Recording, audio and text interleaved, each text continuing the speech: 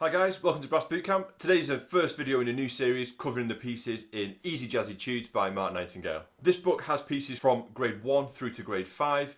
There's a couple of choices for some of the grades as well. So as with my other videos, I've done covering the pieces from easy winners and great winners. I'm going to be breaking up these videos by grade, hopefully giving you some top tips on how to practice those pieces and helping you out in your home practice. Let's get started with the grade 1 pieces. So there's a choice of two pieces. We've got Coos Blues and Ready Aim Fire. Both of them really cool jazzy pieces. Let's start with number 3, Coos Blues. So if you have a look at the beginning of the piece, we'll talk through all the theory stuff first. So we're in common time, which is 4/4. That means 4 crotchets per bar. If you notice the very first bar, it's actually only got 2 beats in the first bar. We rest on 1 and 2, and the piece starts on beat number 3. Also, really important, we've got the swing marking. So that means all our quavers are going to be 1, A2, A3, A4, A, with a nice jazzy swing feel. Lots of articulation markings to think about. So we've got slurs, tenutos, staccatos, accents. So that's all to do with our tonguing and how we're saying the letter T to start these notes. Or if it's slurred, just blowing through and moving our fingers. The dynamics, it's mezzo forte all the way through, so medium loud.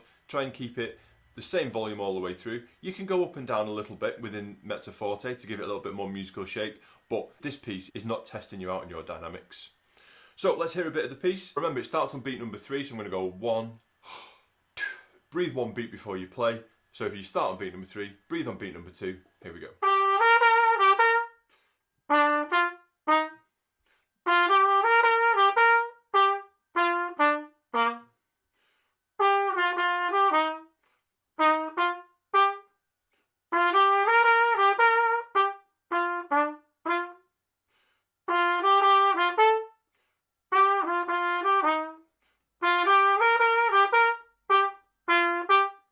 So nice and jazzy, the tonguing's really important. If you don't do the right articulation, you won't get that nice jazzy feel. You could hear all the quavers going 1, A2, A3, A4, A, with that nice jazzy swing to it. There's no sharps or flats in the key signature to worry about, so nice and easy, using your C major scale. So a few things in this piece, little patterns of notes that happen quite a few times. If you look at the very first 5 notes, the A, C, C, A, C, that little pattern happens quite a few times.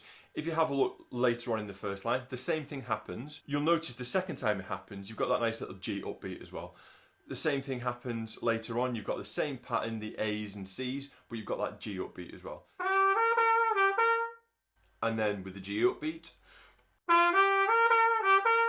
So you can hear it's the same little bit of music, but we've just got that little bit of upbeat as well. If you have a look in the first full bar, your E, G and F, if you think about the note lengths, you've got a long quaver and then a short crotchet and then a normal quaver. Another thing in jazz, quavers or notes in general before a rest are generally played quite short. So you'll notice the F is before a rest, so it's going to be a little bit shorter. A long quaver, staccato crotchet and then a short quaver. So you've got lots of different note lengths. And again, the jazzy feel is really important. If you use the right articulation markings, it will sound jazzy. And notice, the crotchet is actually shorter than the quaver. Because it's so short though, there's an actual gap of silence after that crotchet note, isn't there? So you've got a full length quaver, nice short crotchet, then you've got the rest of that crotchet note duration is silent, and then the quaver's in the right place as well. So the next piece is Ready Aim Fire. This is number 4 in the book, just underneath Coos Blues. Things in this one, it doesn't say swing, it says a rock rhythm at the start. So that means all our quavers are nice and evenly spaced. So instead of counting in 1, A2, A3, in the swing way, we're just counting normal quavers, 1 and 2 and 3 and 4 and. Again, the articulation is super important in this piece. If you have a look through, there's staccatos, there's tenutos, there's accents, there's slurs, all over the place. So again, it's not about playing the notes in the right place. Obviously that's important, but it's how you're playing these notes. Are you tonguing it with the right length? Is it nice and jazzy? Is it in the right style? So here's a bit of Ready Aim Fire. Forte dynamic, so nice and loud.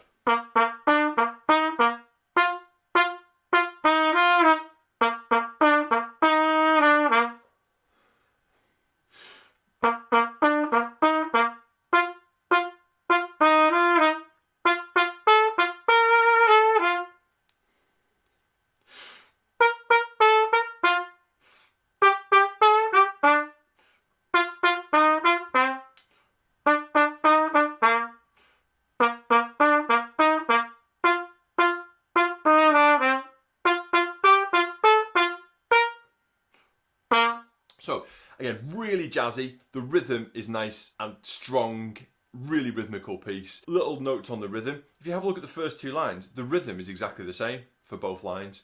The notes do vary slightly, but the rhythm is exactly the same. Likewise, on the last line of the piece, that's nearly the same rhythm as the first two lines as well. It changes slightly at the end to finish the piece off, but essentially the rhythm is exactly the same. The third line, it's the same rhythm in every single bar. Spotting these rhythmical patterns, this piece has basically got two rhythms in it. It's got the rhythm on the first line, and then it's got the rhythm on the third line, and that's pretty much it. Obviously there's slight variations, but rhythmically it's quite repetitive. Lots of syncopation. On the copy that I'm using, I've actually got some counting written in on top of the notes. We all know that crotchets are just counted 1, 2, 3, 4, and quavers are 1 and 2 and 3 and 4 and. Looking at the counting on that first piece, we've got 1 and 2 and 3 and 3 and 4, because there's lots of syncopated notes. All the quavers and quaver rests, the rest happens on the number, and then you actually play on the ands. So 1 and 2 and 3 and 4 and. So you're playing on the ands and you don't play on the numbers. Dynamics, it's forte all the way through, so nice powerful sound. And watch out for those two accented C's at the very end. So you're the high C, nice T tongue position, and to for the low tongue position. So that's it, the two grade 1 pieces from Easy Jazzy Tudes by Mark Nightingale. Stay tuned for the rest of the videos in this series, going through the rest of the grades up to grade 5. There's 1 or 2 pieces on the exam syllabuses. Some grades you've got a choice between 2, other grades there's just 1 piece to learn. So one final note, if you've got the edition of the book that uses the backing tracks, comes with a CD, the backing tracks are really, really groovy, really helpful in your practice. Not only does it help you play perfectly in time, it also gives you the really nice stylistic feel of the piece. So the backing tracks really help you to play in the right style. If you have a look at the demo tracks, it's actually Mark Nightingale playing along. So the guy who wrote the book is playing the trombone on the tracks, and he's super stylish. He's a really famous, really great jazz trombone player, is Mark Nightingale. So if you've got that edition of the book with the CD, have a listen. One more note on that, all the metronome markings in all of the pieces. So Coos Brews is 104 beats per minute. Ready Aim Fire is 88 beats per minute. If you play it exactly at that tempo, then when you come to play it with your backing track, you'll be able to fit it in perfectly. As I've said in a lot of my other videos, being able to play with a metronome is the most useful skill a musician can have. When you're playing with multiple ensembles, you might be playing with a jazz band one day and then a brass band the next day and then a wind band the next day, or a symphony orchestra. No matter what ensemble you're playing in, being able to play in time is the #1 skill, which I would always recommend people to have when they're playing. So stay tuned for the rest of the videos in this series covering all the pieces from Easy Jazzy Tudes. I hope you've enjoyed the video, and I'll see you soon.